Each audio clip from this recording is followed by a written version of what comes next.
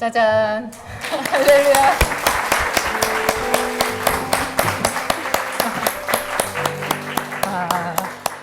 하나님의 말씀을 들을 수 있다는 것 변함없이 언제나 기쁘고 가슴 벅찬 일입니다. 네. 가을이 왔어요. 정말 가을이 왔어요. 하나님이 정말 아름답게 낙엽들을 만들고 계신데 우리도 꽃보다 더 아름다운, 낙엽보다 더 아름다운 한 사람 한 사람이 될 줄 믿습니다. 오늘 본문 말씀, 이거 제가 본문 말씀을 마가복음 9장 한 절만 했거든요. 이게 좀 실수예요. 14절부터 29절까지 했어야 되는데 일단 우리는 한 절만 봐요. 이거 내용은 다 여러분들 아시는 거니까. 9장 29절. 한 절 함께 읽겠습니다. 이르시되 기도 외에 다른 것으로는 이런 종류가 나갈 수 없느니라 하시니라. 그 배경되는 이야기는 여러분 다 아시죠? 예수님께서 요한과 야고보, 베드로 이렇게 세 사람만 데리고 변화산에 올라가셨어요. 그래서 거기서 그 엘리야와 모세와 함께 예수님이 서 계신 그 영광스러운 모습을 봤거든요. 제자들이 그 3인방 3명의 제자들만 봤어요. 그 특권을 누렸어요. 그리고 거기서 뭐 많은 일들이 있었잖아요. 그리고 이제 그 산에서 내려왔어요. 그 산 밑에서 있었던 일이에요. 이 이야기가 요한복음 빼고는 3군데 복음서에 다 나와요. 좀 특이한 거는 제가 처음에 마가복음을 읽었을 때요. 이 마가복음은 그냥 달리네. 마가복음은 너무 이야기가 많이 빠져 있어요. 마태복음이 좀 상세하고 누가복음은 굉장히 상세한데요. 마가복음은 그냥 훌떡훌떡 지나가요. 그래서 이런 말 써도 되나? 제가 후루꾸네. 이야기를 그냥 1장에도 보면요. 1장 이 참 사람 성격 나오는 것 같아요. 하나님의 아들 예수 그리스도 복음의 시작이라 이렇게 하고 시작하거든요. 뭔가 얘기가 긴박하고 그래서 좋은 점도 있어요. 박진감이 있거든요. 빨리빨리 팍팍 넘어가거든요. 근데 그런 마가가 굉장히 상세하게 이 이야기를 다루고 있어요. 그 변호사 밑에서 있었던 이야기. 예수님이 3명의 제자들과 같이 딱 왔더니 나머지 제자들이 산 밑에 있었잖아요. 그 밑에 있는데 어떤 이제 귀신 들린 아이를 한 사람이 아빠가 데리고 온 거죠. 그래서 그 귀신 들린 아이를 거기서 씨름을 하고 있는 거예요. 귀신을 못 쫓아내고. 근데 이 제자들도 조금 헷갈렸던 것 같아요. 예수님께서 몇 번 능력을 주신 적이 있었잖아요.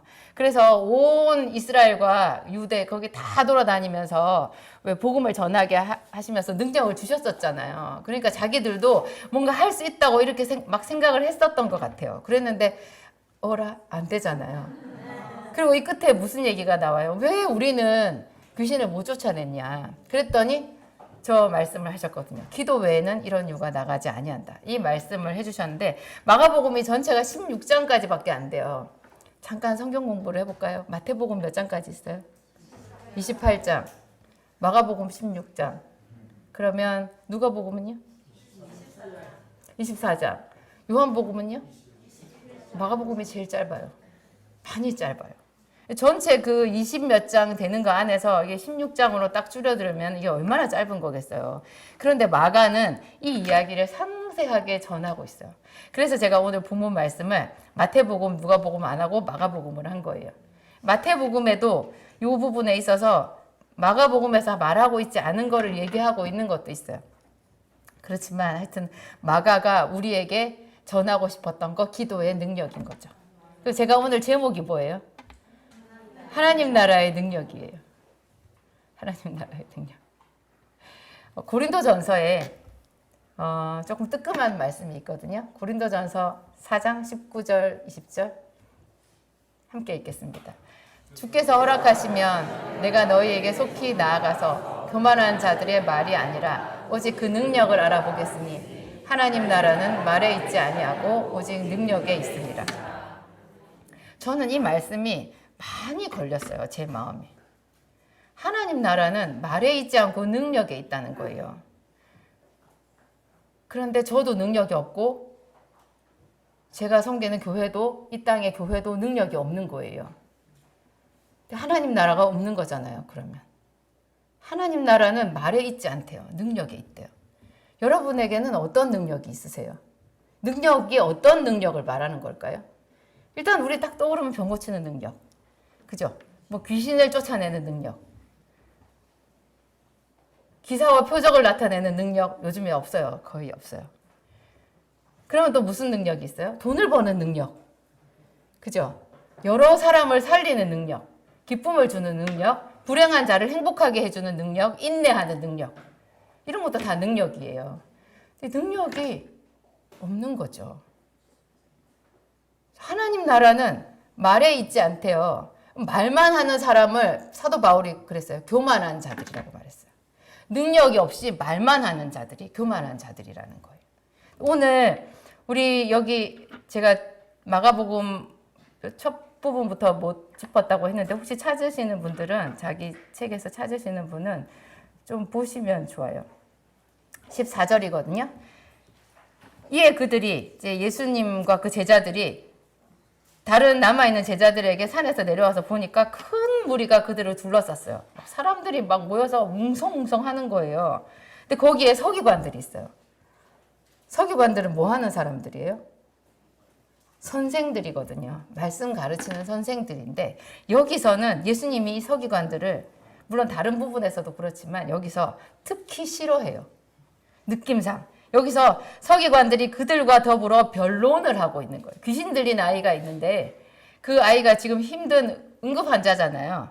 불에도 넘어지고 물에도 들어가게 하고 애가 뭐 만신창이가 된 거죠. 그런 애를 데리고 왔는데 걔는 낫게 해주지는 못하고 여기서는 그 많은 사람들이 모여서 변론이 일어난 거예요. 옥신각신 말다툼을 하고 있는 거죠. 누가 옳으냐 말을 가지고 지금 서로 이야기들을 하고 있는 거예요.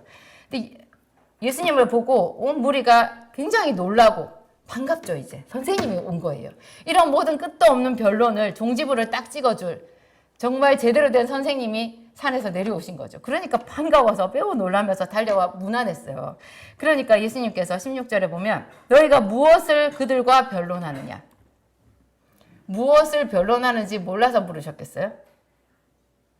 변론하는 게 싫으신 거예요. 사도 바울이 말했잖아요. 하나님 나라는 말에 있지 않고 능력에 있다. 이 사람들은 능력도 없으면서 그걸 가지고 지금 말씨름들을 하고 있는 거죠. 예수님께서 그것이 굉장히 못마땅하신 거예요. 서기관들까지 불러가지고 서기관들은 성경을 가르치는 자들인데 그 사람들은 그야말로 탁상공론적인 그런 성경을 가르치는 거예요. 죽은 말씀을 가르치는 거예요. 너희가 그들과 무엇을 변론하느냐. 싫으신 거죠. 무리 중에 한 사람 이제 그 아이의 아버지가 나와서 말 못하게 하는 귀신 들린 내 아들을 선생님께 데려왔는데 이 애가 귀신이 들려가지고 어디든지 막 이렇게 힘들다는 거예요. 거품을 흘리고 막 간질병 같기도 하고. 그래서 내가 선생님 제자들한테 데리고 와서 내쫓아 달라고 했는데 능히 하지 못하더이다 이렇게 말했어요.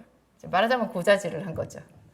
딱 상황을 설명을 드렸는데 예수님께서 격하게 반응하세요. 굉장히 격해요. 예수님은 좋은 분이잖아요. 사랑이 많으세요. 이런 부분을 우리가 잘못 읽으면 그래서 예수님이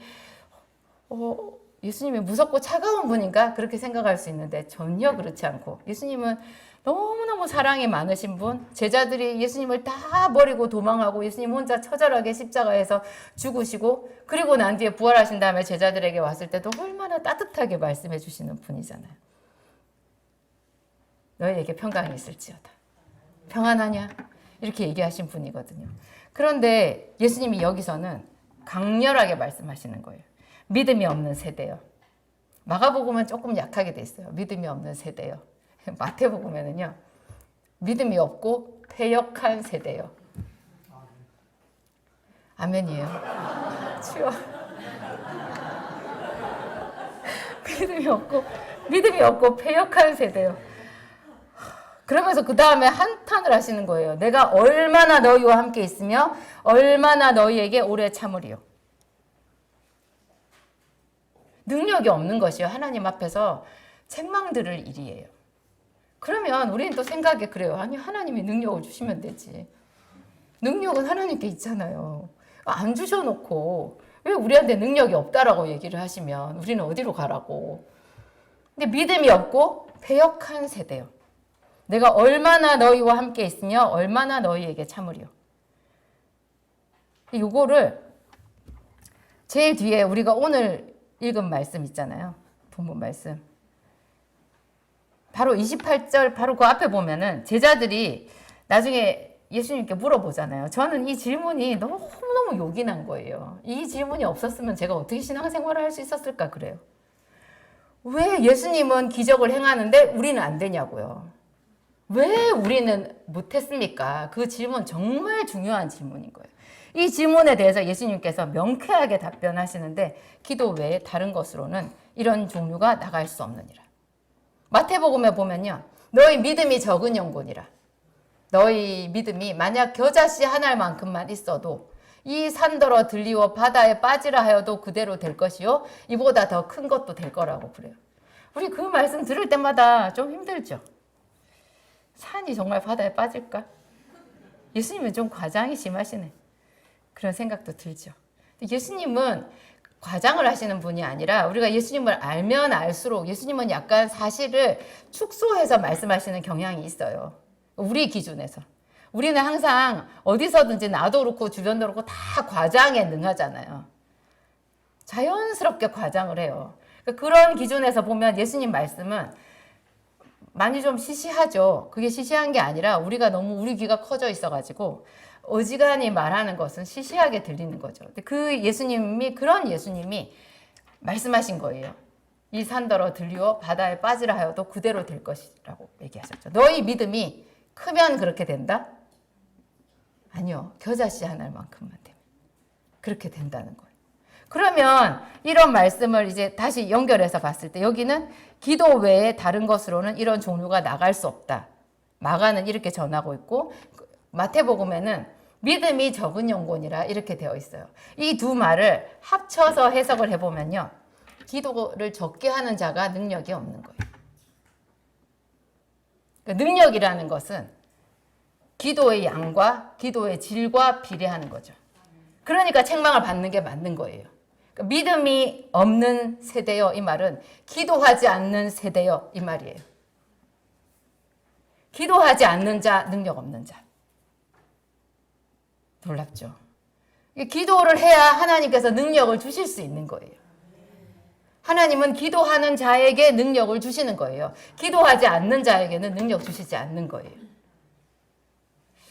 갑자기 조용기 목사님 간증이 생각이 나는 거예요. 조용기 목사님이 그 불광동 천막 교회 거기 있었을 때 이제 어떤 중풍병 앓는 동네 아주머니 그 동네에서 다 그냥 다 손사래를 치는 도저히 뭐 그 집에 냄새 나서 가까이 갈 수도 없고 아주 말도 못하는 그런 여인을 이 목사님이 그때 전도사 시절이었는데 고쳤어요. 그래가지고 이제 교회 사람들이 조금씩 올 때였대요. 그랬는데 밤중에 어떤 애가 찾아왔어요. 애였어요. 근데 그 애는 안진뱅인 거예요. 다리에다가 이렇게 옛날에는 그 휠체어 그런 거 없잖아요. 다리에다가 이렇게 무슨 타이어 같이 생긴 그런 거 이렇게 막 뭐든지 하여튼 뭐 둘둘 싸가지고 그걸로 몸을 끌고 팔을 끌고 이렇게 그렇게 해가지고 어디 서울역에서부터 거기까지 왔대요. 그 아이가 하는 말이 전도사님 맞으시죠? 저를 고쳐주세요. 그랬다. 그 천막교회 찾아왔대요.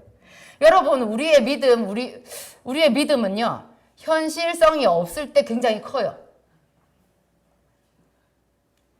어떤 사람이 저한테 그렇게 말했어요. 내가 믿음이 적은가? 사모님보다? 그렇게 말하더라고요. 내가 믿음이 적은가? 사모님보다? 근데 제가 알기로 그 사람 주일 예배도 잘 안 드려요. 근데 그런 사람이 많아요. 저는 개척교회 하면서 믿음이 좋다라고 스스로 믿고 있는 사람들을 굉장히 많이 봤어요. 다 왕 같은 제사장들이에요. 하나님이 이 시대에 자기한테만 얘기하는 것처럼 말하고 심한 사람은 안 그런 사람들도 자기가 굉장히 성결한 믿음을 가지고 있는 것처럼 말해요. 아무 능력도 없는데 자기 모습을 못 보는 거죠. 착각하는 거죠. 그런데 이런 현실적인 문제 있잖아요. 이 조용기 전도사님 시절에 지금 자기를 고쳐달라고 하면서 안진뱅이 청년이 서울역에서부터 하루 종일 그 팔로 이렇게 해가지고 불광동 천막까지 전도사님 찾아왔는데 뭐라고 하겠어요. 자기는 고칠 능력이 없잖아요. 어쩌다가 이제 그 중풍병자 하나는 나았죠. 근데 그 능력이 자기한테 없다라는 것은 너무나 잘 아는 거예요. 속으로 굉장히 원망하셨대요. 하나님 이런 애를 나한테 보내시면 어쩝니까?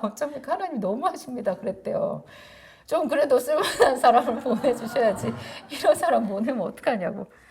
불쌍해서 나가라고 할 수도 없고. 그래서 몇 번 이제 손을 얹고 기도를 했는데 아무 일도 안 생기는 거죠. 아무 일도 안 생기는 거죠. 얼마나 처절하겠어요. 그 다 떨어진 천막에 가만히 깔고 있는 그곳에. 참 그런 것이 나중에 지나가고 나서 보면 하나님의 드라마잖아요. 그죠? 내가 아무런 능력이 없을 때 그런 큰 숙제가 내 앞에 오잖아요. 그러면 내 현실이 리얼하게 보여요. 이런 데서 내가 물러서지 않고 내가 정말 무력하구나, 비천하구나, 아무것도 아니구나. 그렇지만 내가 이것을 주의 이름으로 뭔가를 해야 되겠구나. 이렇게 부딪히는 사람이 믿음이 있는 사람이에요. 그래서 전도사님, 그 조용기 전도사님이 그 청년이 그때부터 기도했대요. 바로 밤새 기도를 한 거예요. 새벽까지.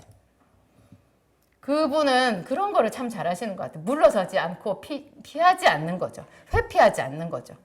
그걸 자기가 딱 받아들이는 거예요. 현실로. 그 아이의 일을 자기의 일로 받아들인 거죠. 그래가지고 거기서 얼마나 방언으로 기도하고 자기 처지가 또 한심하고 처절하고 그래서 눈물 콧물 그 청년이 다 쏟고 새벽까지 그렇게 몸부림쳐서 기도를 했는데 새벽이 됐는데 놀라운 일이 생겼대요. 나은 게 아니고 그 전에 놀라운 일이 생겼대요. 자기가 믿음이 딱 들어오더래요. 얼마나 이 마음에 믿음이 들어오는지 자기가 손가락으로 이렇게 밀면 지구가 밀릴 것 같더래요. 그 기도하면 그런 능력이 생기는 거예요.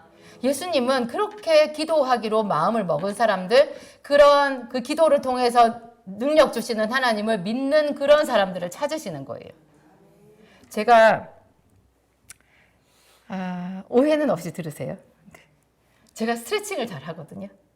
스트레칭을 이렇게 엎드리고 뭐 이렇게 다리 쫙 펴고 하는 스트레칭을 이렇게 해요. 저는 그게 살려고 하는 거예요. 그렇게 해야지 다리가 안 저리거든요. 뭐 제가 몸이 안 좋으니까 피도 부족하고 그러니까 이렇게 제 관리인데 제가 사람들 이렇게 있는 데서 어떻게 같이 있게 되고 거기서 옆에서 한 곁에서 이제 제가 이렇게 스트레칭 같은 걸 하잖아요. 그러면 사람들이 10이면 10, 100이면 100 전부 다 여자들이죠. 똑같이 하는 말이 있어요. 나는 그게 안 돼. 나는 엎드릴 때 이렇게밖에 안 돼. 안 된다는 거예요. 안 되지 당연히 안 했으니까. 전들 처음부터 이렇게 폴더블 폰처럼 이렇게 딱 됐겠어요? 저도 안 됐죠. 계속 했죠. 약간 땡기는 그 느낌.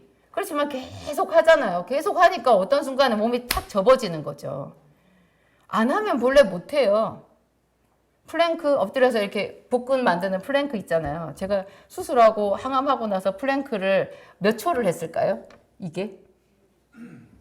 5초, 10초밖에 못하죠. 근데 계속 했죠. 5초, 10초씩. 계속 한 거예요. 지금은 제가 4분을 해요. 제가 이제 1년 됐거든요. 수술 받고 항암한 지. 뭐든지 그래요. 계속 하는 거예요. 기도 능력 없죠. 우리 손 얹고 기도하면 병자가 나아요? 안 낫죠. 근데 제가 말씀드리잖아요. 저도 똑같았다고. 교회 개척했는데 아픈 사람이 오는 거예요. 그 사람 뭐 병원 가서 잘 나와서 답이 있을 것 같으면 우리가 아무 부담이 없지. 근데 병원 가서도 안 낫고 맨날 힘들어 하니까 그럼 어떻게 하겠어요. 목사님이 손을 얹고 기도를 이제 해주잖아요. 해도 아무 일도 안 생겨요. 나중에 목사님도 아파요. 저도 아프고. 그래서 참 그런 게 이제 마음에 낙심이 되고 하나님이 우리와 함께 하시지 않나 보다 이런 생각이 들잖아요. 근데 제가 어떤 날 하나님께서 깨달음을 주셨는데 병원 가면 한 번에 낫냐? 병원 가면 한 번에 나? 그 마음을 딱 주셨어요. 보니까 사람들이 당뇨병 평생 병원 다니는 거를 당연한 줄로 알아요. 그런데 자기는 치료받고 있다고 생각해요. 그런데 왜 하나님께서 해주시는 신유 기도만 한 번에 나아야 된다고 생각하는 거예요? 많이 이상한 거죠. 기도는 간절하게 계속하는 거예요. 엘리야도 그 3년 6개월 지난 다음에 비가 내리게 할 때, 불이 내렸잖아요. 좀 전에. 오늘 우리 목사님 설교회 했죠. 하늘에서 불이 내렸는데 뭐 조그마한 불이 내렸나요? 엄청난 불이 내렸어요. 그래가지고 물을 다 핥아버렸어요. 불의 혀가 나와가지고 그 물을 싹 핥아버리고 흙도 태워버렸잖아요. 그런 불이 임했으면은 그냥 엘리야가 이제 손 딱 들고 주님 이제 비를 주시죠. 비가 내릴지어다. 이러면 비가 와야 되는 거 아니에요? 참 엘리야는 그래서 이 사람이 하나님과 친한 사람이라는 생각이 들어요. 너무나 당연하게 엎드려서 이 두 무릎 사이에 머리가 들어갈 정도로 그렇게 배가 끊어지듯이 엎드려서 하는 기도를 7번까지 한 거예요. 우리는 생각할 때 엘리야는 뭐 죽은 사람도 살렸고 하늘에서 비도 내렸고 그러니까 그런 능력 있는 사람은 그냥 뭐 무슨 반지의 제왕처럼 탁 말하면 산이 바다에 탁 빠지고 이렇게 할 것 같이 자꾸 그렇게 생각하는 거예요. 안 그래요.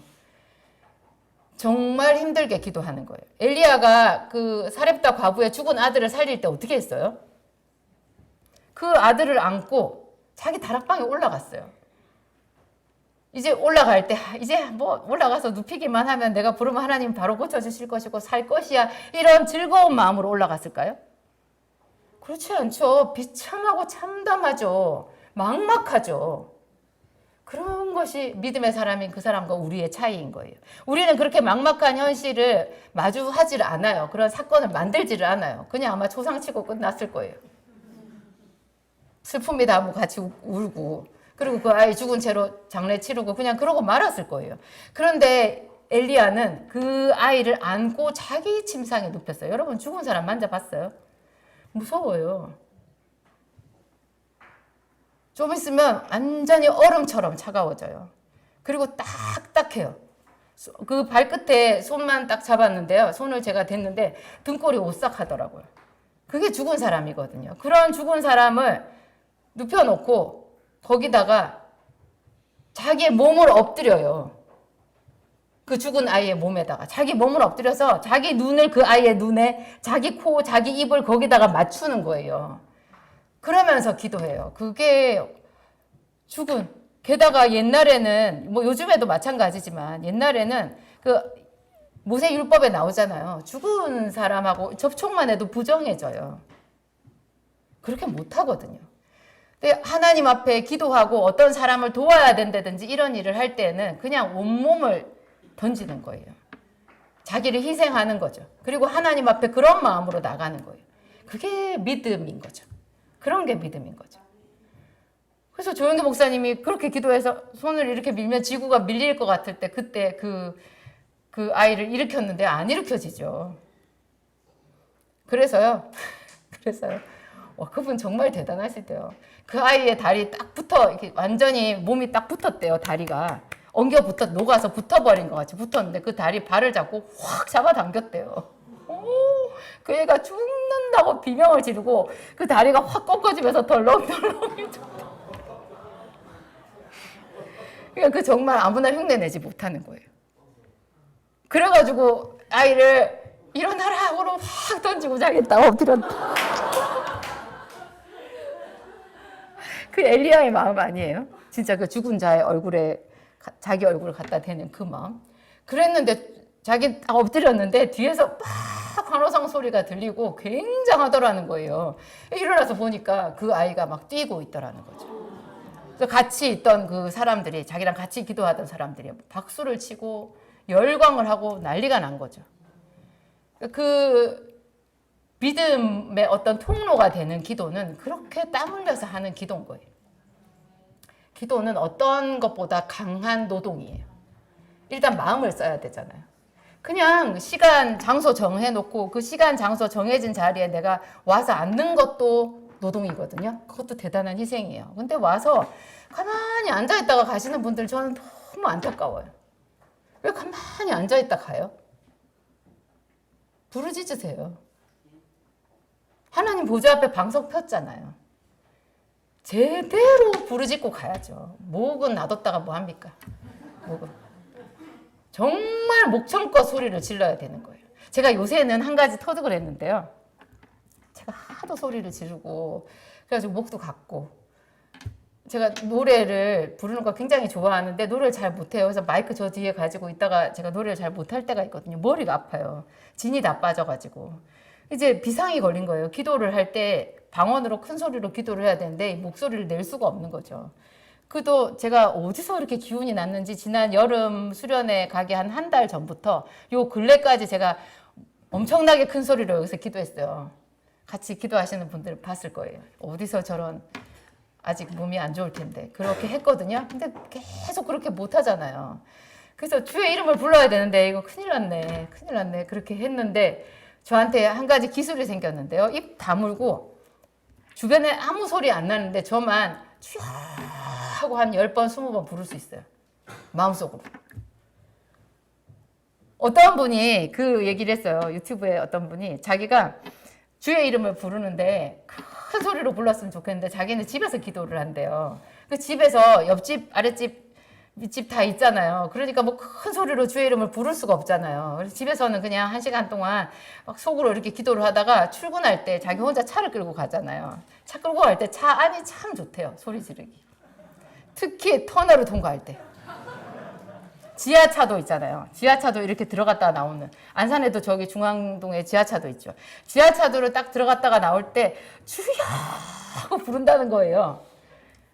속이 시원하대요. 부르고 지하차도를 딱 통과했어요. 한 번 더 부르고 싶으면 유턴해서 다시 간대요. 주여 하고 부르는 거죠. 나는 그분이 남자이기 때문에 너무 멋있는 거예요. 세상에서 제일 멋있는 남자가 기도하는 남자예요. 그 남자들은 어깨가 넓잖아요. 그 어깨 넓은 그 남자가 그래서 제가 저희 목사님이 좋아하나 봐요. 어깨 넓은 남자가 무릎을 꿇고 앉아가지고 간절하게 기도하는 그 모습을 보면 그렇게 아름다울 수가 없어요. 남자가 아름다울 때, 기도할 때. 남자가 아름다울 때 또 있어요. 애기 안고 갈 때. 여자한테 띠하고 지는 점잖게 가는 남자 아니에요, 그 사람. 자기가 얘기를 안 해야지. 하여튼 뭐 하나님께 기도하는 것 그리고 다른 사람을 섬기는 것 그런 것이 가장 아름다운 것 같아요. 속으로 주여 하고 부를 때 제가 느껴요. 그냥 제 영혼이 진동하고 제 주변의 모든 공기가 진동하는 그 느낌. 바디메오가 예수님을 불렀을 때 이런 느낌 아니었을까 그런 생각이 드는 거죠. 그냥 그 주여 하고 부를 때 그 부르짖는 그 소리 안에 우리의 모든 간구와 하나님 앞에 올려드릴 말이 그 속에 다 들어있는 거예요. 하나님은 모르시겠어요? 근데 하나님은 항상 기다려요. 그렇게 기도하는 자를. 하나님이 눈 씻고 본대잖아요. 인자가 올 때 믿음을 보겠느냐. 그 믿음은 뭐라고요? 인자가 올 때 그렇게 기도하는 자를 보겠느냐. 믿음이라는 말을 항상 기도로 이퀄시켜서 보세요. 믿음이 없고 패역한 세대요. 기도 안 하는 패역한 세대요. 기도는 그리스도인으로서 하지 않으면 직무유기예요. 그래서 예수님께서 말씀하시잖아요. 얼마나 너희와 함께 있으며 얼마나 너희에게 참으리요. 기다리시는 거예요. 기도하기를. 그것도 뜨겁게 기도하기를. 그것도 쉬지 않고 기도하기를. 사람들이 기도를 하다 말다 하거든요. 감동이 왔다 갔다 하는 거예요. 이 기도는 계속해야 돼요. 계속해야 되고 할 때마다 정말 혼신의 힘을 다해서 뜨겁게 기도해야 되고. 그래서 사도 바울이 내가 교만한 자들의 말을 알아볼 것이 아니라 그들의 능력을 알아보겠노니 하나님의 나라는 말에 있지 아니하고 능력에 있습니다. 고린도 교회는요 굉장히 은사가 풍성한 교회였어요. 은사가 많이 있는. 그래서 우리 그 은사장이 고린도 전서에 있잖아요. 고린도 전서 12장, 14장 이게 은사장이거든요. 그 중간에 13장이 사랑장이에요. 은사의 한복판 가운데 사랑이 있는 거예요. 12장에서 은사를 말하고 14장에서 은사를 더욱 풀어서 말하는데 그 중간 13장에서 은사가 있어도 사랑이 없으면 아무것도 아니다. 사랑 얘기를 하고 있거든요. 은사가 굉장히 풍성한 그런 교회였음에도 불구하고 여기도 말쟁이들이 많았던 거예요. 그래서 사도 바울을 굉장히 괴롭혔어요. 멀리 정말 죽음을 무릅쓰고 그렇게 온갖 고난을 다 겪으며 우리 지난주에 수요일 날 배웠죠. 루스드라에 갔을 때 사도 바울이 돌에 맞아서 죽었다고. 사람들이 죽은 줄 알고 성 밖에 내쳤대요. 근데 죽은 줄 알고 성 밖에 내쳤을 때 사도 바울의 몰골을 생각해 보세요. 돌에 맞았어요. 죽은 게 돌에 맞아서 죽은 거예요. 그러면 다 터지지 않았겠어요? 다 터졌을 거예요. 머리도 터지고 여기도 터지고 뭐 온 몸이 피투성이었을 거거든요. 그렇게 된 거를 또 성 밖에 내쳐서 버렸어요. 제자들이 둘러섰어요. 근데 그 성경의 그 부분에 이게 뭐야 하는 구절이 나오잖아요. 사도 바울이 일어났대요. 그래가지고 제자들과 같이 그 성에 도로 들어갔대요. 조금 전에 자기를 돌로 친 성에. 그 성에 들어가는 바울도 놀라운데요. 그 성에서 사도 바울 죽은 줄 알고 갖다 버린 인간들은 얼마나 놀랐을까요? 귀신인 줄 알았을 거예요, 정말. 저 같으면 무서워서 다시 그 성에는 못 가고 딴 데 갈 것 같거든요. 우리 다 그런 생각일 거예요. 그런데 바울은 그 성에 도로 들어가요. 그것이 진짜 믿음의 한 수인 것 같아요. 그 들어가가지고 거기서 다 자기가 해야 될 일, 그 교회를 세웠잖아요. 그걸 다 믿을 만한 사람들한테 부탁해 놓고 할 것 다 해놓고 그 성을 떠나는 거예요. 사도 바울은 하여튼 그렇게 엄청난 고생을 하고 있는 선교 현장의 사람이었잖아요. 근데 고린도 교회에 있는 사람들이 그렇게 멀리 있는 사도 바울에 대해서 궁시렁거렸어요. 자기들끼리. 그냥 사도 바울을 들었다 놨다 한 거예요. 뭐 말은 편지는 잘 쓰는데 말은 못한다는 둥, 대면에서 보면 사람이 너무 볼품없다는 둥 이런 말을 했다고 하더라고요. 사도 바울이 굉장히 괴로운 거죠. 그래가지고 오늘 우리가 읽었던 그 말을 한 거예요. 교만한 자들의 말이 아니라 그들의 능력을 보겠노니 하나님 나라는 말에 있지 않고 능력에 있습니다. 제가 오래전에 그 광명에 있는 그 순복음 어떤 교회에 있었을 때 금요 철야 예배였어요. 금요 철야는 제가 꼭 갔었거든요. 금요 철야 예배 드리고 있는데 갑자기 좀 사건이 하나 생겼어요. 웅성웅성 하는 거예요. 막 뒤에서부터 앞에 목사님 계시고 우리 다 열심히 기도하고 뭐 그러고 있는데 뒤에서 막 시끌시끌해요. 그러더니 일단의 사람들, 한 무리의 사람들이 어떤 사람 하나를 데리고 막 끌고 오는 건지 앞으로 나가더라고요. 그래가지고 강단 요 앞에 요 강단 여기다가 이제 떨어뜨려 놓고 장로님들, 뭐 안수 집사님들이 이렇게 둘러섰어요. 어떻게 된 거지 했더니 그 교회에 어떤 집사님 딸인데요. 20대 아가씨였어요. 귀신에 들린 거예요. 그 교회 안에서 좀 그게 수근수근하는 항상 그런 좀 골칫덩어리였거든요. 근데 그 자매가 그날 그 철야 예배를 드리고 있는 그곳에 왔나 봐요. 그래서 뒤에서 좀 소동이 일어났나 봐요. 그러니까 귀신이 발작한다 이렇게 생각하고는 사람들 장로님들이랑 안수 집사님들이 그 자매를 이렇게 양쪽에 다 잡아가지고 귀신 쫓아낸다고 데리고 강단에 온 거죠. 그 다음에 이제 무슨 일이 벌어졌겠어요?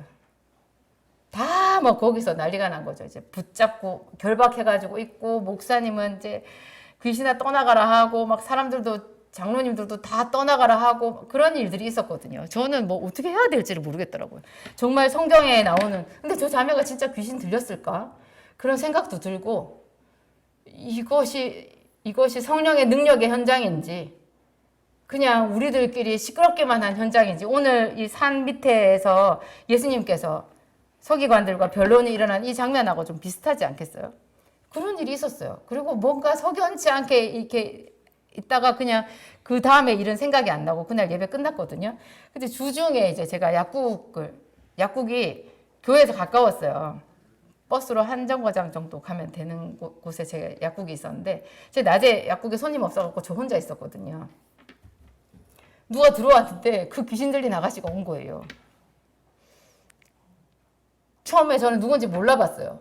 나중에 인사를 하는데 그 귀신 들린 그 아가씨예요. 제가 저 혼자 있는데 아무도 없는데 귀신 들린 아가씨가 낮에 온 거예요. 그래서 제가 굉장히 당황했거든요. 근데 보기에 너무 멀쩡해. 너무 멀쩡해. 전혀 이상하지 않아요. 지저분하지도 않아요. 깨끗하고. 나중에 얘기를 들어보니까 사모님이 하는 약국이라고 해서 자기 교회 전도사님 사모님이 하는 약국이라고 해서 물어보러 일부러 왔대요. 그래가지고 저한테 무슨 약을 샀거든요. 무슨 약을 샀는지 기억은 안 나요. 약을 샀어요. 근데 그 자매님이 그 다음에 굉장히 저한테 충격적인 얘기를 했어요. 그날 자기 너무 슬펐대요. 그 얘기를 저는 꺼내서 물어보지도 못하고 뭔 말을 해야 될지도 모르잖아요. 그 얘기를 어떻게 꺼내요. 그날 자매님 괜찮아진 거예요? 뭐 이렇게 물어볼 수도 없고. 그런데 그 자매님이 자기 얘기를 하는데요. 자기가 막 눈물을 흘리더라고요. 사람들이 자기를 밟았대요. 짓밟았대요. 욕하고. 그러니까 능력이 없으니까 귀신도 쫓겨가지 않고 그 자매가 귀신이 들렸는지 안 들렸는지도 확실하지 않아요. 귀신도 쫓겨가지 않고 정말 많은 사람들이 그 20대 자매 하나를 그냥 거기서 뭐 폭행을 한 게 된 거죠. 폭행을 하고 망신을 준 게 돼버리는 거예요. 우리 성령의 능력이 없으면요. 그렇게 정말 이상하게 돼버려요.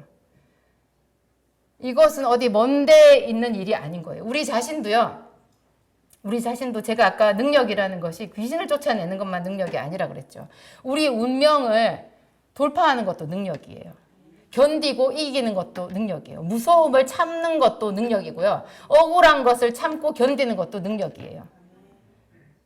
내가 할 일을 찾아내서 뭐 그냥 보면 할 일도 없는 것 같은데 찾아내서 뭔가 그런 일을 좋은 일들을 계속 하는 것도 능력이에요. 모든 게 다 능력이에요. 이런 능력, 볼 수 없었던 것을 보는 능력, 내가 결심할 수 없었던 것, 섬길 수 없는 일을 섬기는 능력, 이런 것들이 다 하나님께서 주시는 능력인 거죠. 우리는 부모로서 애들을 야단치는 일은 어떤 부모라도 할 수 있어요. 근데 그 아이를 정말로 하나님의 말씀으로 가르치고 섬기고 그 아이를 세워주는 그런 능력은 부모가 하나님께 능력을 받아야 되는 거예요. 제가 어떤 권사님을 알아요. 그 권사님이 아들이 둘이 있는데 다 35이 넘었어요. 권사님이 그러는 거예요. 아들들이 내 말을 안 듣는데요. 그래서 장가를 안 간대요. 그분은 지금 남편하고 같이 안 살거든요. 남편이 평생 괴롭혔대요. 돈도 안 갖다 주고 돈 가져오라 그러고. 이 권사님이 행상 같은 거, 뭐 자판 그런 거 열심히 뭐 어디선가 뭐 일을 파출부 같은 일에서 돈을 벌어서 모아놓으면 우리 뻔한 레파토리 알잖아요. 그런 돈 남편이 딱 가져가는 거. 그런 남편인 거죠. 근데 그 남편이 지금은 같이 안 살고 이혼한 건 아닌데 어디 먼데 따로 살아요. 그래서 이제 살만해지셨대요. 무슨 말이에요? 제가 그 권사님한테 그랬어요. 권사님 아들들이 장가 안 가는 게요. 권사님 말을 안 들어서 장가 안 가는 게 아니라 막힌 거예요. 권사님 기도해 줘야 돼. 권사님 남편도 같이 그렇게 있다가 권사님이 물론 남편한테 엄청 당했지. 당했는데 하나님께서 권사님에게 주신 능력을 활용을 못 하신 거라고. 그거 능력 주거든요. 여자한테 남편과 아이들을 세우고 기를 능력을 줘요. 기도하면. 기도할 줄을 모른 거고 못 배운 거고 그래서 그 권사님도 피해자지만 식구들도 다 피해자인 거예요. 훨씬 더 좋은 엄마, 좋은 아내를 만났으면 할 수 있는 거죠. 탓하는 게 아니라 제가 그랬어요. 지금이라도 기도를 제대로 해보시라고. 그 아들들이 엄마 말을 안 듣고 지 멋대로 무슨 고집이 있어가지고 장가를 못 가는 게 아니라 아빠가 저렇게 된 거랑 똑같은 맥이라고 그게. 그래가지고 엄마가 기도해서 그거를 뚫어야 그 아들들의 앞날이 풀리는 거다. 그거는 권사님이 하셔야 되는 권사님 일이다 그랬어요. 이게 진짜 능력이라니까요. 여러분 필요해요. 우리 반드시 능력이 있어야 돼요. 우리 능력이 없으면 오늘 이 서기관들하고 예수님의 또 다른 그 제자들처럼 변론만 하는 거예요. 우리의 변론은 주로 뭐예요? 누구 탓이에요. 그 권사님 굉장히 착한 분이거든요. 근데 생각하는 거예요. 자기 아들들이 말을 안 들어가지고 아이고 속 터져 이러시는 거죠. 이게 변론이에요. 다 무슨 탓을 하는 거예요. 그러면 자기는 여러분 우리 자신은 어때요? 우리 자신은 능력 있고 뭘 잘하나요? 모든 것이 다 마찬가지인 거예요. 우리 자신도 그래서 잠언서 31장에 나오는 그 현숙한 여인을 보세요. 온 집 사람들한테도 채색 옷을 입혔는데 자기도 채색 옷을 입고 있어요. 능력은 그런 거예요. 자기도 세우고 다른 사람들도 세우는 거죠. 자기도 행복하고 다른 사람들도 행복한 거예요. 보통 사람들이 꽃길만 걷고 싶다 그래요. 꽃길만 걸으세요. 그 말을 굉장히 축복의 말로 이해를 하더라고요. 뭐 좋아요. 꽃길 좋지. 근데 세상에 꽃길만 걷는 사람이 있어요? 그건 가능한 일이에요. 꽃길을 만들어야 돼요. 꽃길을 만들 수 있어요. 하나님이 우리에게 꽃길을 만들 능력을 주셨어요. 꽃길만 걸으세요. 그 앞에 바로 해가지고 붙어 있는 거예요. 꽃길 만들어서 걸으세요. 하나님이 능력 주십니다. 그렇게 되는 거죠. 만들어서 걸을 수 있어요. 여러분만 꽃길 아니에요. 남편 잘못 만나서 험악 아니에요. 우리가 예수 믿는 순간 우리의 운명은 우리 것이에요. 제가 제일 싫어하는 말이 두레박팔자라는 말이에요. 왜 내가 두레박이야? 그렇잖아요. 옛날에는 두레박이라는 말이 있을 수도 있었어요. 여자들은 못 배웠으니까. 그리고 여자들한테는 어떤 기회가 없잖아요. 그런데 부부가 있어. 부인도 대졸이고 남편도 대졸이야. 그 왜 부인이 남편 때문에 못 산다고 그래요? 같이 잘 배웠는데. 그리고 더더군다나 교회를 같이 다니잖아요. 남편이 교회를 안 다녀도 괜찮아요. 내가 다니잖아요. 그죠? 남편이 교회를 다니시면 남편 마찬가지예요. 그분이 교회 다니시잖아요. 하나님이 그분의 필요를 잘 아시는 거예요. 달라면 능력 다 줘요. 그 능력 받는 방법 오늘 뭐라고요? 기도 외에 다른 것으로는 피하지 마세요. 기도 외에 다른 것만 잘해요, 사람들이. 좀 착한 사람들은요, 기도 빼고 무슨 크리스마스 때 밤새워 일하라 그러면 그런 거 얼마나 잘하는지 몰라요. 막 들떠가지고 있죠. 그것도 아름답기는 해요. 저는 그것도 좋기는 했는데 참 안타까운 거예요. 그리고 여러분, 기도는 제가 아주 강조해서 말씀드리는데 기도는 돈이에요. 저는 돈을 좋아해요. 왜냐하면 계량을 할 수 있으니까. 이게 얼만큼 어떻게 되는지 가치 평가를 해볼 수 있잖아요. 내 통장에 돈이 얼마나 모였는지, 내가 지금 얼마를 버는지 딱 숫자가 나오잖아요. 근데 기도는 그런 게 없는 거예요. 그래서 이게 기도를 한 건지 안 한 건지, 그래서 제가 그 기도를 수치화하라고 말씀드려요. 여러분, 하루에 기도를 얼마를 할 건지 1시간을 하셔야 되거든요. 집중해서 1시간을 해야 되는데 1시간 기도를 작정을 한다면 달력에다 표시를 하세요. 1시간 기도를 한 날 안 한 날. 동그라미, 꽃표, 세모. 한 달마다 평가를 내보세요. 내가 얼마나 기도를 했나. 그리고 무슨 말씀으로 기도를 했는지도 써보세요. 하나님 말씀도 안 가지고 그냥 가가지고 중언부언 기도하지 마세요. 분명히 말씀을 가지고 하나님 앞에 나가서 기도해야 돼요. 그래서 말씀을 기도하기 전에 내가 무슨 말씀으로 기도해야 될지를 부지런히 찾아야 돼요. 관련 법 조문을 찾는 거예요. 여러분, 이 세상에 재판하는 재판장들도요, 법 조문이 없는 것은 재판할 수 없어요. 근데 하나님은 이 세상의 재판장보다 훨씬 더 크신, 정말로 과하게 그 위에 계신 그런 분이잖아요. 그런 하나님은 약속의 하나님이에요. 기도를 할 때 이 약속을 가지고 나가서 기도를 할 때 더 잘 들어요. 그래서 말씀을 부지런히 찾아야 돼. 그러니까 말씀도 많이 봐야 되고 외워야 되고 내 걸로 만들어야 돼요. 그래가지고 말씀을 가지고 나가서 기도를 하는 거예요. 그렇게 그 기도를 내가 어떻게 했는지 노트에 쓰세요. 달력에 쓰시든지 노트에 쓰세요. 그래가지고 평가를 해보는 거예요. 하나님께서 저를 평가하셨잖아요. 제가 몇 번 여러분들한테 말씀드린 적 있어요. 제가 꿈에 한탄을 하고 있더라고요. 아무것도 없는 들판에서. 그게 이제 제가 실제로 그렇게 하고 있는 거예요. 그걸 하나님이 저한테 보여주신 거죠. 제가 막 화가 난 거예요. 3년, 그때 5년 정도 개척했을 때였나? 아무것도 없어서 제가 아무것도 없어.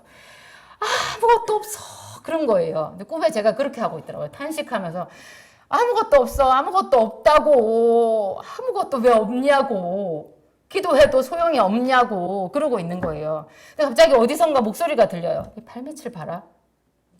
발밑을 이렇게 보는데 아무것도 없는 것 같더니 물이 흐르는 거예요.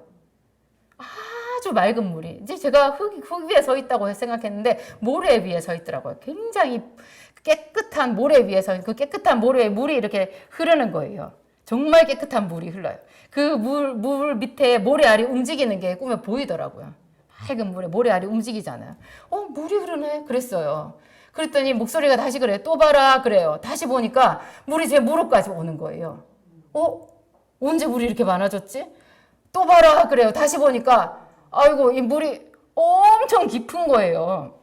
한강 다리 같이 그렇게 큰 다리 위에서 밑에 물 내려다보면 물이 시퍼렇잖아요. 그 물속이 잘 보이지도 않잖아요. 제가 그런 물 위에 서 있는 거예요. 그래서 깜짝 놀라가지고 나 수영도 못하는데 나 뭐야, 내가 지금 물 위에 서 있는 거야 싶어서 보니까 제가 헤엄을 치는 거예요.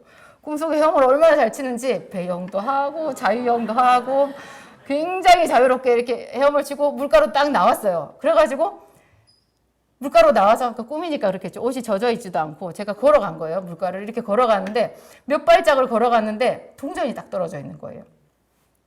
깜짝 놀라서 동전을 주웠어요. 100원짜리 동전 한 2개 정도가 떨어져 있었어요. 조금 더 한 2발 가는데 500원짜리 동전도 떨어져 있는 거예요. 동전이 또 있네. 동전 주웠어요. 그렇게 한 2발짝 갈 때마다 동전이 100원짜리 동전 아니면 가끔 500원짜리 동전 이런 거 주로 100원짜리 동전 한 2개 가다가 500원짜리 동전 하나씩 그렇게 떨어져 있었어요. 그걸 자꾸 주머니에 넣으면서 갔거든요. 그러다가 깼어요. 저는 그 앞에 이야기는 왜 에스겔서에 나오는 성전 문지방에 나오는 그 이야기잖아요. 굉장히 성스럽고 좋은 꿈이구나. 하나님이 은혜를 계속 부어주신다는 얘기구나. 거기까지는 알겠는데 그 뒤에 이제 그 동전 줍는 꿈은 개꿈인가? 꿈에 돈 줍는 꿈은 개꿈이라던데 그렇게 생각했어요. 그날 저녁에 기도할 때 하나님 저한테 가르쳐 주셨잖아요. 네 기도다. 하나님은요 정확히 여러분들을 제가 그랬죠 계량한다고. 제가 그랬어요. 하나님 근데 100원짜리 모아서 500원짜리 모아서 언제 그게 돈이 좀 되겠어요? 그래서 매일 하는 거지. 그리고 또 한 가지 있어요. 여러분 하나님은 복리예요. 복리의 마술 아세요? 복리의 마술은 30년에 딱 걸려요. 복리로 뭘 저축을 한 거, 그 복리로 붙잖아요. 우리 이 세상에는 복리가 없어요. 복리는 이론적으로만 존재할 뿐이에요. 복리로 이자를 붙여주는 은행은 세상에 존재하지 않아요. 복리는 엄청난 거거든요. 눈덩이거든요, 나중에. 30년이 지나면요, 전 세계 모든 사람들이 다 거부가 되어 있는 거예요. 이 기도는 계속하는 거죠. 근데 정확하게 30년 아니라도 돼요. 저는 30년 안 했는데 하나님이 이미 주셨어요. 앞으로 더 주시겠죠. 아브라함이 받았던 그 복리의 이자를 한번 생각해 보세요. 하나님의 사이즈를 우리가 알 수 있어요. 뭐라고요? 그래서 매일 기도하는 거라고. 우리 기도가 하찮기 때문에. 하나님은 우리 이쁘게 보시면 그 기도 좀 지폐로 쳐주실 수도 있잖아요. 근데 하나님은 정확하시다니까요. 그냥 정에 휩싸여가지고 그냥 아무렇게나 뭐 이렇게 돈 뿌리고 다니시는 그런 분 아니에요. 하나님은 이 온 세상에 빈틈이 하나도 없이 통치하시는 완벽한 하나님이시잖아요. 우리를 정확하게 저울질 하시는 거예요. 여러분 기도는 얼마짜리일 것 같아요? 그런 생각을 하면 정신이 번쩍 들어요. 아무렇게나 기도할 수 없어요. 네, 그렇지만 하나님이 100원짜리 그 기도를 하는 나에게 얼마나 사랑의 마음으로 우리를 지켜보고 계신지. 그러니까 하나님은 사랑이신 거죠. 그런 기도를 하는 자들에게 하나님께서 때로 그가 정말 큰 어떤 난관에 부딪혔을 때 안전뱅이라도 일으키는 그런 능력을 즉시로 주시잖아요. 갑자기 초신자가 안전뱅이를 일으킬 수도 있어요. 자기 아이가 그러면. 그것은 그 사람의 필요에 따라서 그리고 능력 주시는 하나님의 마음에 달려 있는 거예요. 모든 것이 다 길게 뭐 30년 기도해야 뭐가 된다 이런 거 아니에요. 전혀 아니에요. 그래서 우리 하나님은 예측 불가능 하나님이고 그래서 우리 하나님은 믿을 만한 하나님, 믿는 하나님, 사랑의 하나님이신 거죠. 기도하시겠습니다.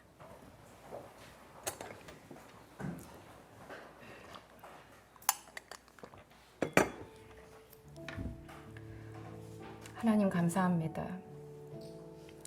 우리의 연약함을 책망하지 아니하시고 우리의 기도하지 않음을 책망해 주셨습니다. 오래 기다리셨다고 하셨습니다. 얼마나 너희와 함께 있으며 얼마나 너희를 참으리요 말씀하셨습니다. 주는 우리가 기도하기를 기다리셨고 우리의 기도에 귀를 기울이셨고 그 기도를 차곡차곡 하늘나라에 저장하고 계셨습니다. 하나님 그 기도가 분량이 찰 때 하나님 우리에게 영광을 보여주시고자 헤아리고 계심을 오늘 배웠습니다. 하나님 우리 한 사람 한 사람에게 기도의 자리로 부르시는 그런 초청장 주셨습니다. 감사합니다. 세상에서 가장 아름다운 것 하나님의 보좌 앞에서 기도하는 자가 되는 것입니다. 사람이 무엇인데 주께서 우리의 기도를 들으십니까? 하나님 감사합니다. 예수께서 우리를 위하여 기도의 본을 보여주셨습니다. 그는 육체에 계실 때 자기를 죽음에서 능히 구원할 이에게 심한 통곡과 눈물로 간구와 소원을 올렸다고 하셨습니다. 그의 경외하심을 인하여 들으심을 얻었다고 하였습니다. 하나님, 우리의 형편 앞에서 우리의 문제 앞에서 우리의 마음이 겨자씨보다 더 작아질 때도 있지만 오늘 말씀으로 용기를 냅니다. 내가 아니라 이를 행하시는 하나님을 바라보고 용기를 냅니다. 하나님, 우리에게 기도의 언어를 주시옵소서. 목청껏 주의 이름을 부를 수 있도록 우리에게 결심과 용기를 주시옵소서. 매일매일 새롭게 결심하고 새롭게 마음을 다잡으며 우리 하나님께 기도로 나아가는 우리들 되겠습니다. 성령님 오시옵소서. 은혜의 성령님 어루만져 주옵소서. 우리에게 능력을 주셔서 각자 우리 있는 자리에서 좋은 엄마, 좋은 아빠, 좋은 그리스도인 하나님의 아름다운 여종과 남종이 되게 하여 주옵소서. 교회를 세우고 가정을 세우고 내 인생을 세우고 많은 사람들을 돕는 자가 되기를 간절히 소원합니다.